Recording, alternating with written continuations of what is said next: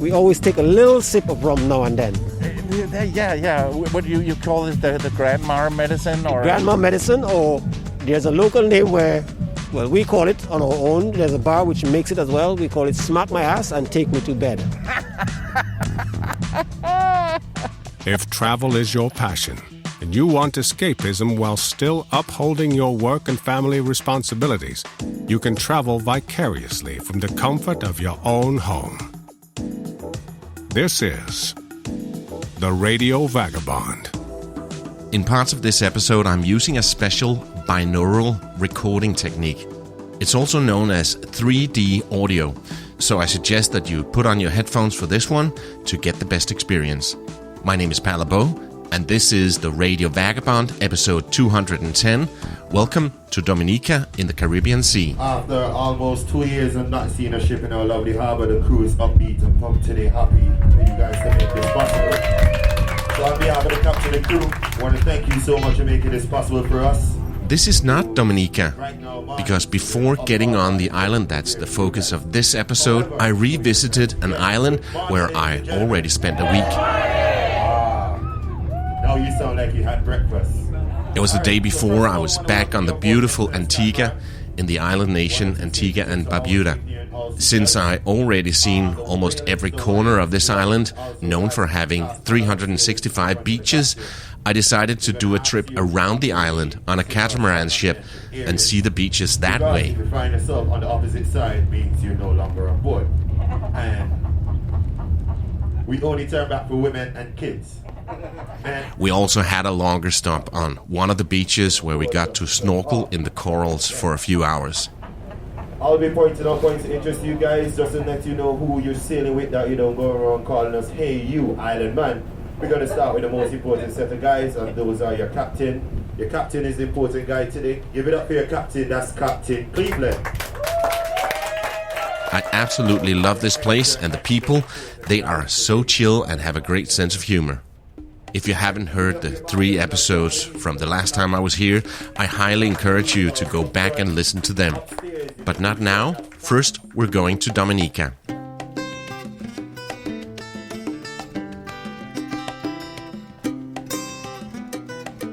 This episode is brought to you in part by Hotels25.com.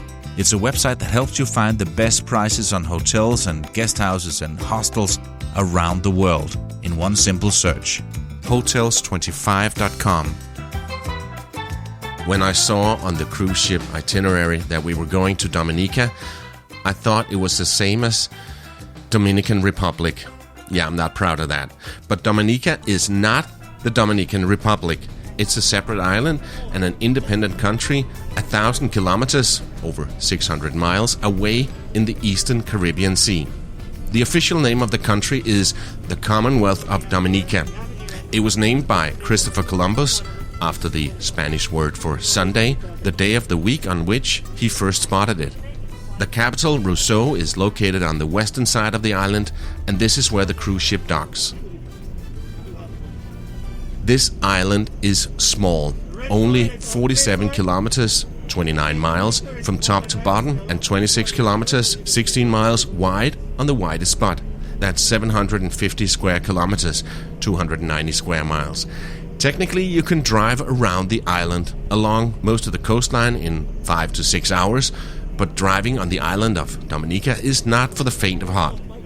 Of the 780 kilometers, 484 miles of highway in Dominica, nearly half are unpaved, and cars are driven on the left-hand side. All right, welcome to a beautiful island. Welcome to Dominica. My name is Alvin. I'm going to be your tour guide for today. This is our driver. That's Mumbai, so we're going to say good morning to Mr. Mumbai. Good morning, everyone. I didn't drive myself. I booked an excursion and went on a bus with local Alvin as our tour guide. Did you say Alvin or Alan? Alvin. Alvin is status. Alvin Chipmunk. He's on board with you today. We're heading to one of the many stunning waterfalls on the island, Jacko Falls. I'll get one-on-one with Alvin for a chat in a bit, but first let's have some facts about Dominica. And now, facts about where we are. While Antigua and Barbuda has one beach for every day of the year, Dominica has over 365 rivers, so one river for every day of the year. And with so much water running around, it's no surprise that Dominica is also a dream destination to chase waterfalls. Dominica is home to the second largest boiling lake in the world, after New Zealand, and it's one of the most famous places on the island, especially among hikers. But it's no easy stroll. You'll need 6 hours to get there and back. Dominica has 9 active volcanoes. That's the world's highest concentration. But don't worry, there hasn't been a major eruption since 1997, and before that it was in 1880. So it's a volcanic island, and for that reason the beaches are black. Gorgeous tropical rainforest cover over 2/3 of the island. And these rainforests are home to more than 1,000 different plant species. So again, hiking here is great. Dominica is one of the filming locations used in Pirates of the Caribbean 2 and 3. The place where Will Turner and his shipmates are hanging in bone cages, that's called Cannibal Island, is right here in Dominica. And that was facts about where we are.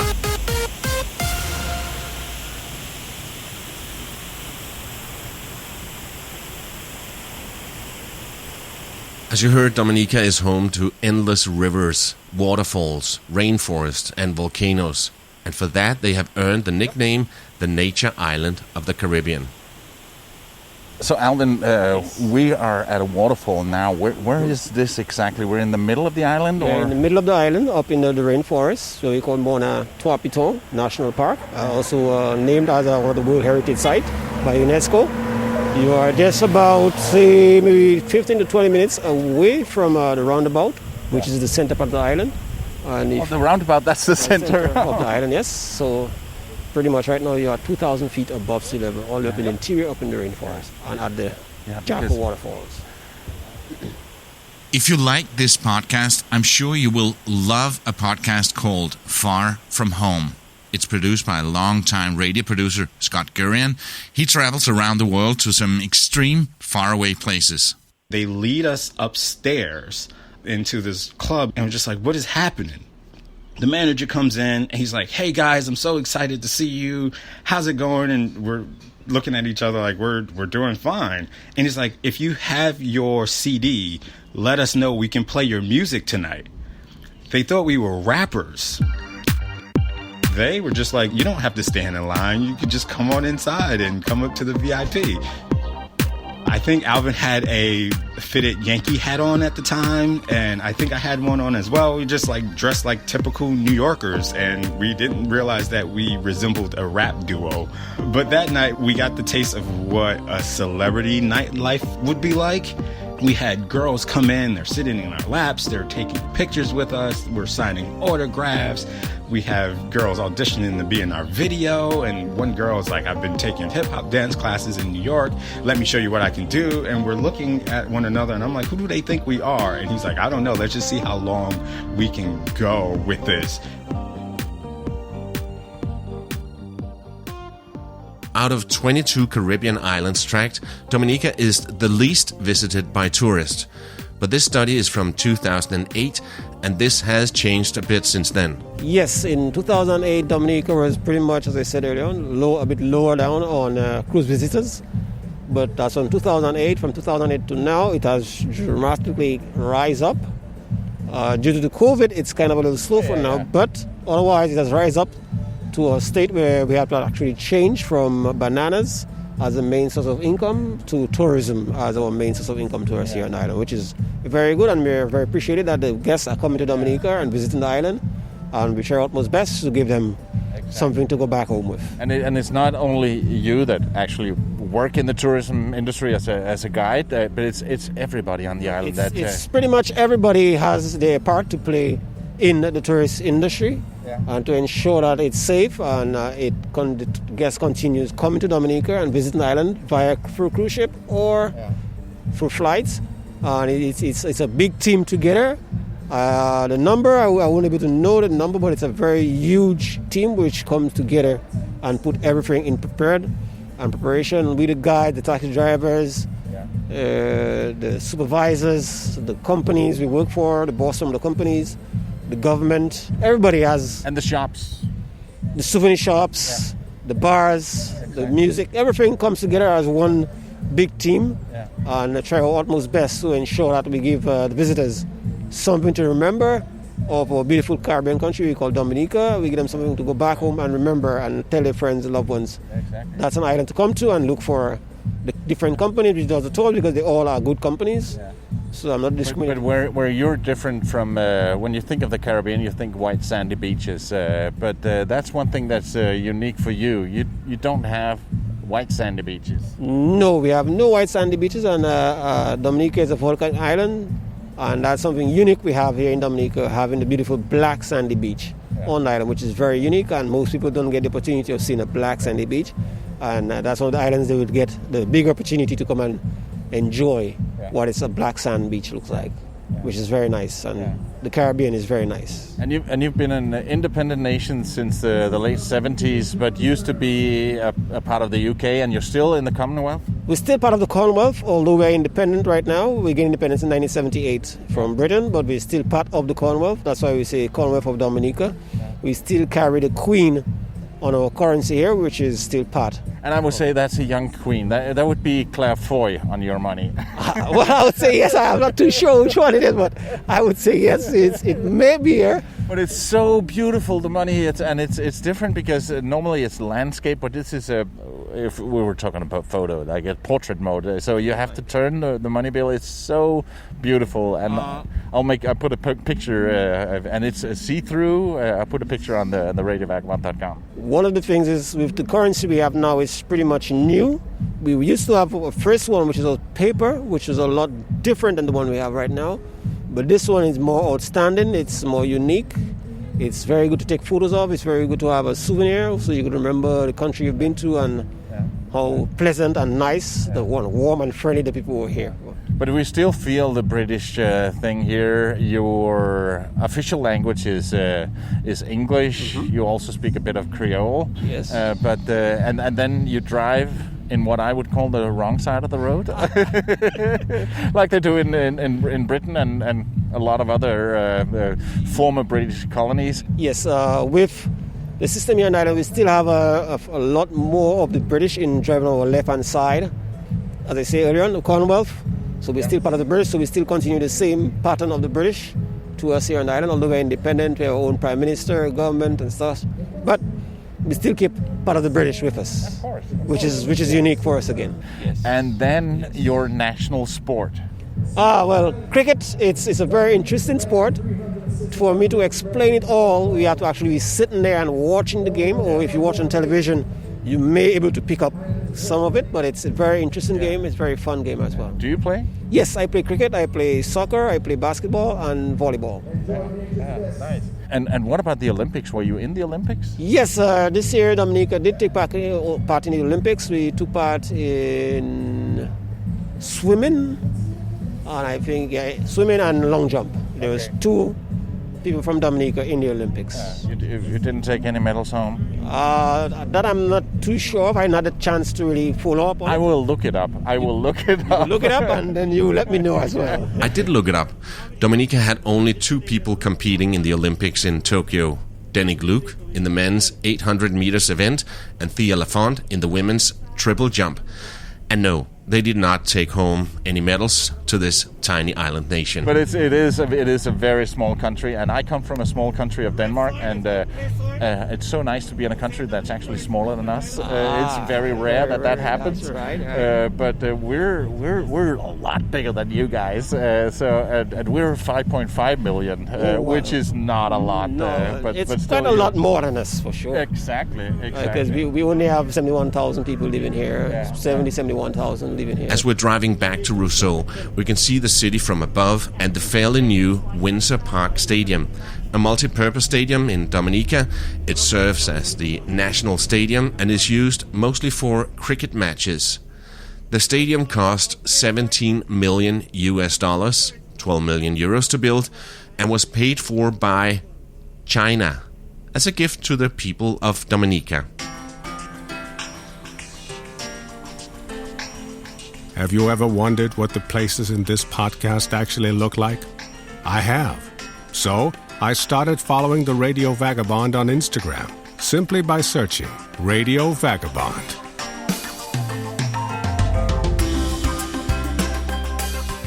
The one thing that's so unique is that the food here is very healthy.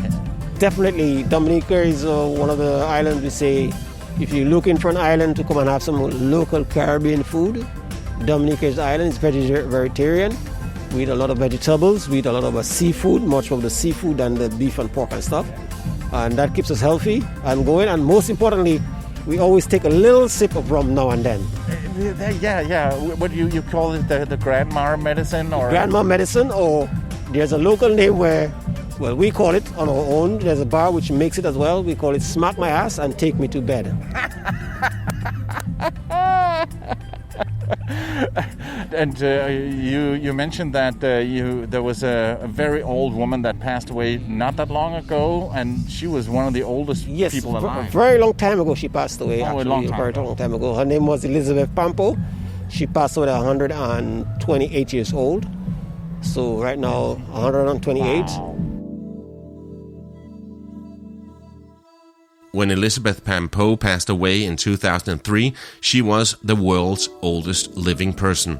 And almost even more interesting, there were at least 17 other people older than 100 years in Dominica at the time, with 4 of them living very close to Ma Pampo, as they called her.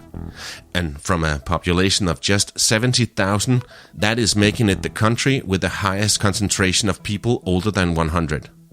Alvin's own grandmother is one of them. And your grandma is quite 105, 103.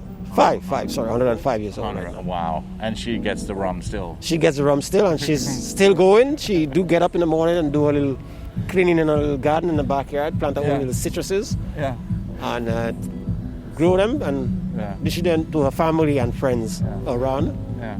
So Alvin, I've been on the island only a few hours, and you took us to the waterfall, and I really enjoyed my time here. But I have one problem. What's that problem? If I can answer that, it's I want to stay a few weeks. Oh, but if you do want to come back, it's very easy. You could fly from Denmark to Puerto Rico, or you could fly through Denmark, Puerto Rico, Antigua, and then come to Dominica or St. Martin or Barbados, and then fly here. Yeah. On the island, there's local flights. You also have the American Eagle, which travel. You have Liat, which also do trips here.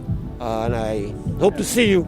Yeah, I feel the pulse is very low, and it's very chill here, and I could totally see Dominica, myself. we pretty much say it's almost like a little stress-free island. Although during the pandemic, and yet still everybody's relaxed, stress-free. We don't make things become a major problem for us. Yeah. But we come together as a country and try our best to cope with it and help one another to get through everything. So when people get here, how do they find you? When people get here to Dominica, they could get in contact with Hibiscus Eco Tours, and they tell them they're looking for Alvin, and they could get in contact with me, or they could call me through my telephone number, which is 615-8281. I'll put that on the blog and in the show notes, or they could just walk into any place here and ask for you. Yes, in the city, because you it's could pretty so much pass through any of the bars and ask for Alvin. If they say they don't know Alvin, there's a nickname everybody knows me as a fish name. It's called Palau. So you ask for Palau, and you definitely will find him. Okay. So Palau and Pala. So very nice to meet you. Very nice meeting you. You can reach Alvin at Hibiscus Eco Tours by calling him or sending him an email. All of the links and the phone number is in the notes and on the radiovagabond.com. This episode was supported in part by Hotels25.com. It's a website that helps you find the best deals on hotel rooms, guest houses, and hostels all over the world. It does that by searching all the major hotel sites, Hotels.com, Booking.com, Expedia, Agoda, and so on, and you will always get the best price. Hotels25.com. And when I said that I wanted to spend more time here, I wasn't even kidding. This was really one of those places. I felt right at home here and would love to come back. But now I'm heading back to the cruise ship, and for my health and my longevity, I think I'll finish at the pool bar tonight and get myself a little sip of rum, or as they call it here, smack my ass and take me to bed. My name is Palabo, and I gotta keep moving. See ya. Produced by RadioGuru.co.uk.